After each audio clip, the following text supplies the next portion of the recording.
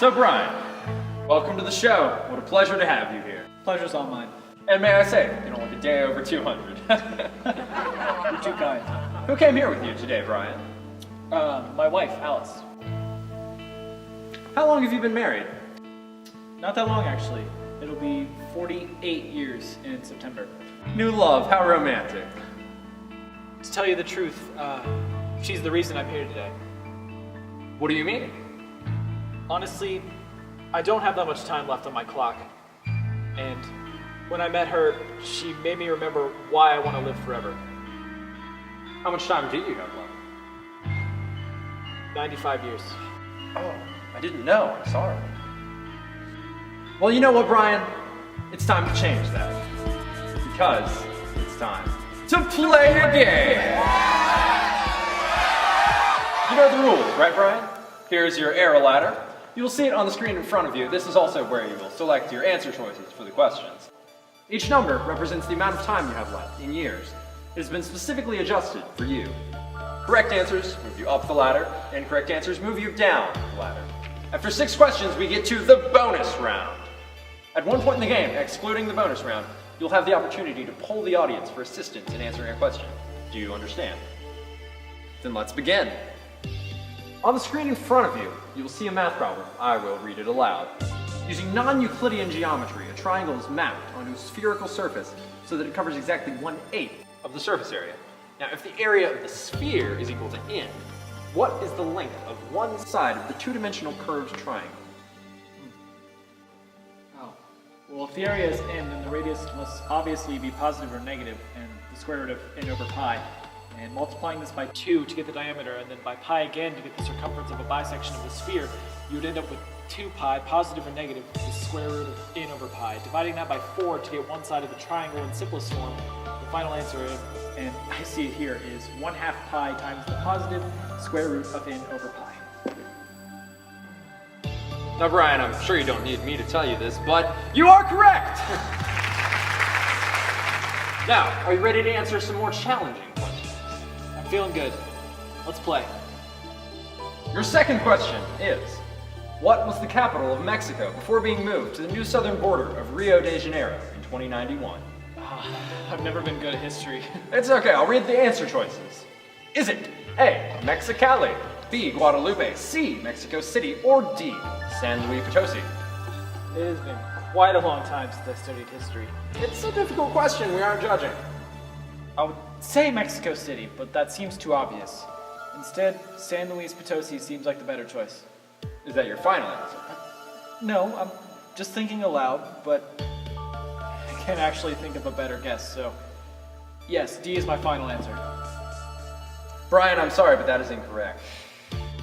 The correct answer was, in fact, Mexico City, having almost 12 times the population of the next largest city at the time.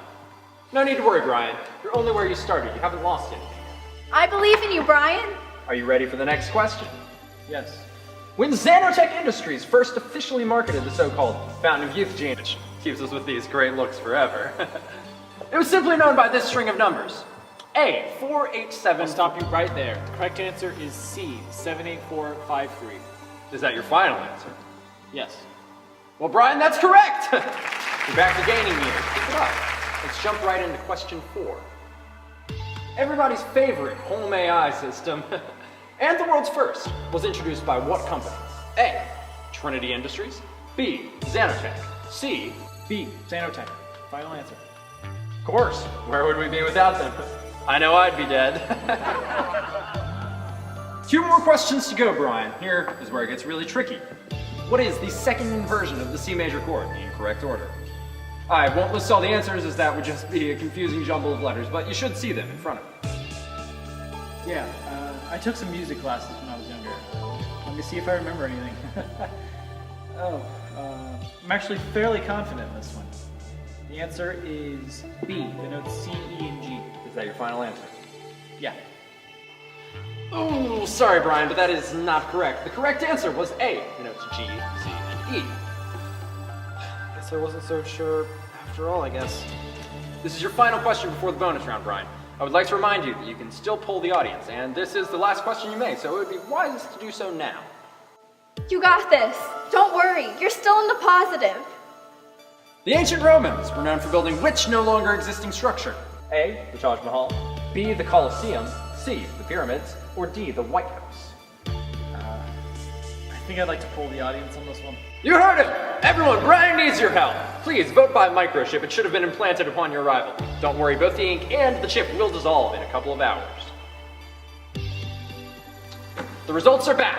Our winner is A, the Taj Mahal, receiving 60% of the vote. The next is D, the White House, receiving 32%. 6% voted for the Colosseum and 2% for the pyramids. Okay, A. Yeah, that's what I was thinking. A, the Taj Mahal. Oh, Brian, what are you doing? The correct answer was B, the Colosseum. Don't worry though, you're just back to where you started, and we've still got the bonus round left. As always, I will read a question. You will have 4 answer choices. If you answer correctly, you will win the grand prize, eternal life. If you drop out, you leave with what you won during the first 6 questions, 100 years. Just a little more than what you came in here with. If you miss this question, you leave with a single hour. Are you ready? Always. In December of 2015, which notable event occurred? A, the Canadian-American War. B, the mass outbreak of the 21st century avian flu virus. C, an earthquake beyond all previous Richter scale measurements on the east coast of the United States. Or D, the discovery of a mass crude oil reserve in the Antarctic, followed by extreme international dispute over ownership. Shit. I really don't think I know. Right now, B sounds about right. What are you doing? Drop out! You agreed you'd drop out, Brian. What are you doing? Stop! I'm taking a chance. I want to be with you, Alice. Brian, 100 years with you is worth infinitely more than a chance of losing you now. This is the world we live in, Alice. 100 years is not enough. It used to be a different world. One where people treasured the time they had. One where people constantly died, Alice. Enough! Don't do this, Brian. I love you. Brian, for goodness sake, drop out! Security! No! Brian! What are you doing? An answer from you. B. The mass avian flu virus. Brian, no! Is that your final answer? Yes.